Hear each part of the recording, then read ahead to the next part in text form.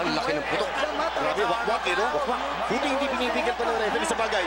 Hindi sa ibabaw eh. Yes. Ang mata, it's on the cheek. So, walang danger, so to speak. At saka sa ganitong kalalim sa punto ng laban, hindi na yan. Ito makita natin, no? Kanina, kumuntik na bumagsak. Si Marco Barrera. Yun, that is almost a knockdown. Tignan natin kung saan yung dirty tactic ni Marco Antonio Barrera. Ayan. Ito. Yun! Naku naman, no? Grabe naman. Ito yung sinasabi ko, no? You've got a future Hall of Famer in Barrera. Hey, go out in a respectable way. Manny Pacquiao sensing victory here. Ito, will go for broke. Ito si Manny Pacquiao. Round number 12. We have gone the distance. Barrera needs a knockout to win this one. Pacquiao is going to win this by decision kung umabot sa round. Malaki ang sugat ni Marco Antonio Barrera. Barrera looks bad. But that will not affect the fight anymore because this is the last round. Ito po ang Motolite, pambatagalan. 12th and final round.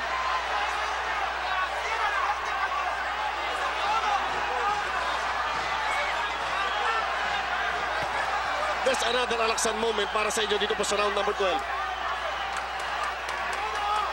Manny Pacquiao, kung ibang boksingero ito kinito, he will play safe. Hindi, ito hindi. Hindi ito, not Manny. Sinasabi nga natin kanina, yung puso ni Manny Pacquiao. And he will give you money's worth. Oh, yes. At ang 2006 Fighter of the Year, showing us bakit siya ang tinaguriang People's Champion. Our champion, Manny Pacquiao, na working at it. 12th round na, pumupupog pa. Well, he gives you something to be proud of.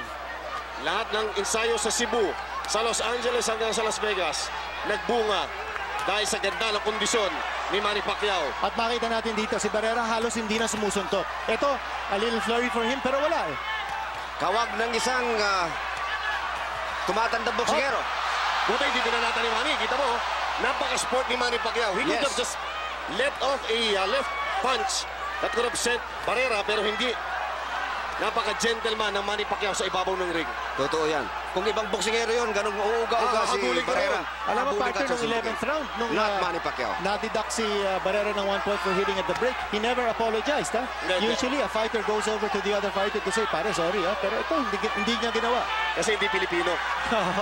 And Manny Pacquiao saying, ano ba? Champion ka ba? Magpakita ka. Manny Pacquiao en route to his second victory over Marco Antonio Barrera. Ngayon, palagay ko walang duda kung sino nanalo talaga. Here's Manny Pacquiao. And Manny Pacquiao wanting to win this one. Alam mo, sabi ni Manny, okay, tatanggap ako. Basta magpalitan lang tayo. Inside of 30 seconds. Yan ang kampiyon. Manny Pacquiao, ang puso ng Pilipino. Matapang talaga itong batang ito. Ibang klase. Dito kayo magiging proud to be Filipinos, mga kapatid. Isang araw na paliligayahin muli tayo ng ating pambansang kabao. Manny Pacquiao, clear winner. Di baling hindi nakatotoo yung ating prediction na 6th round knockout. Ang importante, Manny Pacquiao winning this fight once again. And this one in a different fashion. In a boxer style. Yes. And Manny Pacquiao, I think he has put to rest kung sino ang nanalo sa labang ito. I also think this is the end of Marco Antonio Barrera's career. Ang pinakita niya dito, hindi maganda, nakakahiya pa. But Manny Pacquiao showing that he will always rise to the occasion. Si Manny Pacquiao lumaban ng boxing. Si Marco Antonio Barrera, may tawag dyan sa Olympics eh. Yung pabalik yung takbo. Well, sabi ko nga kanina, no? Survival mode. I think he just wants the reputation of saying he lasted 12 rounds with Manny Pacquiao. Kung hindi man nagkatapusan itong laban na ito ng maaga, it's not because Manny did not attempt to do it or Manny did not try. No? Siya ka aggressor. Because there they are. And look at the two guys embracing. Alam mo, makakatuwa sa atin. Maggera man kayo, mag-away man kayo sa ibabaw ng ring. Pagkatapos nito, magkakapatid uli kayo. Yun ang essence ng laro ng boxing para sa mga Meksikano at saka sa mga Pilipino. Manny Pacquiao.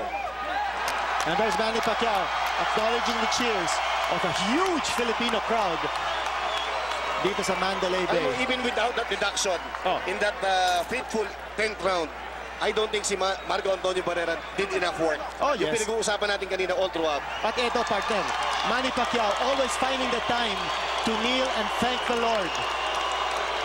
At kita mo naman ang ginagawa ni Barrera. Instead of even thanking the Lord for making him survive, he's pretending that he won the fight. Hindi, yun ang tinatawag na huling parada. Eto si Manny.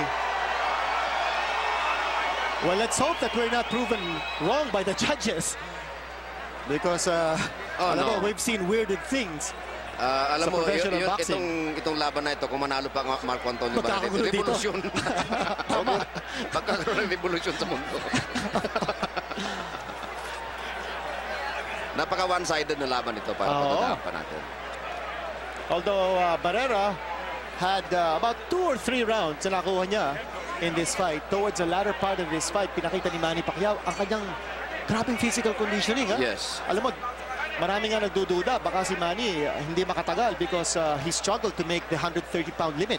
Doon ako kinakabahan actually kinito. Deep inside me, kinakabahan ako na doon sa problema ni Manny kahapon sa timbang niya. It might affect his performance tonight. But no. Ibang klase din si Manny. Alam mo, in the end, Manny, no, Chino, yung puso ni Manny, yun ang yun talagang umangat eh. And kung napagod man si Manny, hindi na niya inisip yun. You know, looking at it from a positive point of view, yung pagkakatapos ng laban nito na 12 rounds would show to us that at 28, kaya pa ni Manny tumapos ng 12 rounds. We go to the scorecards. Jerry Roth and Glenn Trowbridge, 118-109.